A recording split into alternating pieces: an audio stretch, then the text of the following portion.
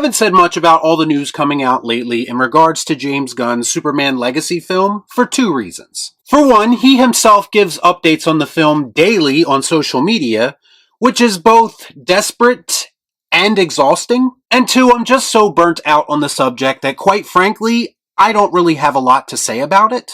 But you all know that when I see hypocrisy taking place over how this news is being covered, I most certainly have to say something about that. Let's discuss. I watch so you don't have to.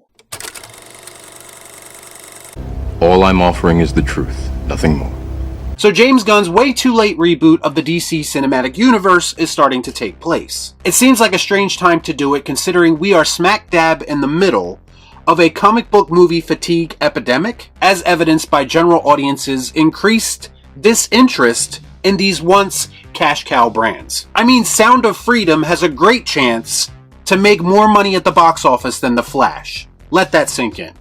The day of redemption is at hand! Yet WB is chugging along with this reboot that nobody asked for, in the hopes of reigniting everyone's interest in the DC brand. And they felt like James Gunn was the best person to usher in this new era. James Gunn himself then proceeded to announce a very underwhelming film slate that will be kickstarted by Superman Legacy. Or maybe it's all going to start with Blue Beetle. We're not really sure. I guess we'll have to wait and see after Blue Beetle inevitably flops, and then the studio wants to cut all ties to it. Nobody likes a smartass, alright?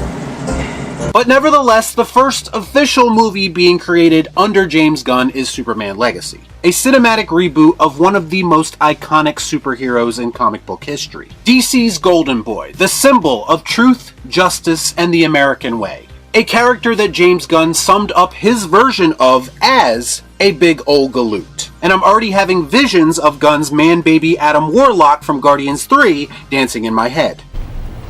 Why are you the way that you are? But all of this could be salvaged if only they could find the right person to play the Man of Steel. Someone who captures the look and essence of the character perfectly. I know who. Wait, no. WB fired that guy. It's a bold strategy, Cotton. Let's see if it pays off for him. Instead, Gunn cast David Corenswet in the role. Now, I mean no disrespect to the actor when I say this, because I very much enjoyed his work in Pearl, which was one of my favorite movies last year. But what exactly is the point of hiring someone who looks like a less physically imposing version of the guy you fired for being too old? I would have had a lot more respect for James Gunn's decision if he was just honest with everyone, said he wanted to go in another direction, and then hired someone who was completely out of left field. You're not Superman, you know. But James Gunn, being the egomaniac that he is, refuses to explain any of his questionable decisions to anyone. Which is kind of strange considering how much time he spends on social media arguing with people. But let's move on because there's plenty to talk about with this show without just dwelling on this one aspect. Next, we had a barrage of casting news with characters you would expect like Lois Lane, and some that you wouldn't expect from a quote-unquote standalone Superman movie that is intended to start an entire new universe. Because James Gunn himself announced the casting of Mr. Terrific, Hawkgirl, and Guy Gardner's Green Lantern in Superman Legacy, with Mr. Fan cast himself and James Gunn's good friend Nathan Fillion in the Green Lantern role. Another move that kind of reeks of desperation and feels like Gunn practically begging people to get interested in this movie. Why not just cast Jensen Ackles as Batman already and get it over with? Did you see what I did there? I know what you're thinking. He's doing something for the fans, right? So I should be happy about that. The difference is that I'm not one of those people. I have no interest in putting overrated TV actors that people have a very weird obsession with into these big budget Hollywood projects. Also, I find it kind of interesting that these media outlets and people on social media don't seem to have a problem with Gunn introducing so many already established characters in one movie. You know, the same thing that a movie like Batman vs. Superman was heavily criticized for. You're psychotic. It's a three-syllable word for any thought too big for little minds. But I forgot, when it's someone you don't like making the movie, your complaints don't have to be consistent. All of a sudden, all of those characters don't need solo movies first before showing up in Superman Legacy. Apparently when James Gunn does it, it's not rushed, it's justified. And you seriously want me to believe that there isn't a built-in bias coming from the media and from some fans? Sure, Jan. Gunn himself tried to address this and failed miserably when someone on Twitter said, "I thought this movie was about Superman," to which he himself replied, "Superman is a man of two worlds. Clark with Lois, Jimmy, and Perry, and Superman with his metahuman compatriots. How could I tell a full story about Clark, Superman, without including all areas of his life?" So by that logic, you can't tell a standalone Superman story without Mr. Terrific, Hulk Girl, and Green Lantern. I don't get it. Either you don't understand the character of Superman at all, or this is just more proof that James Gunn is turning his DCU into the MCU 2.0. The goal is to get as many characters and cameos into the movie as possible to distract people from the fact that there's no real story being told, or at least not an intelligent one. But that wasn't the end of the Storm sweepstakes. Because everyone's favorite nutjob with a scoop, Grace Randolph, revealed potential plot details about Superman Legacy.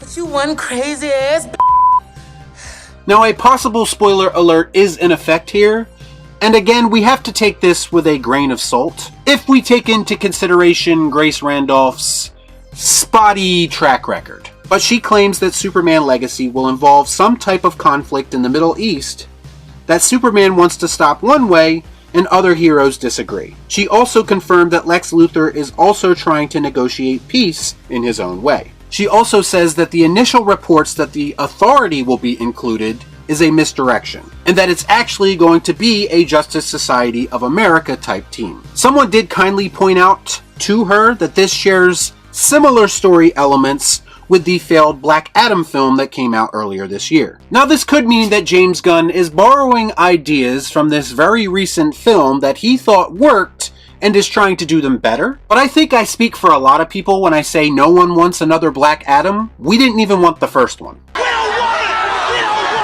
Plus, I shudder to think about what kind of heavy-handed messaging and probably disrespectful characterizations will come from a James Gunn written story about a conflict in the Middle East. I mean, it's not like he's ever really demonstrated any level of tact in his writing before. It'll probably be about as on the nose as Sallah being a cab driver in Indy 5. That's racist.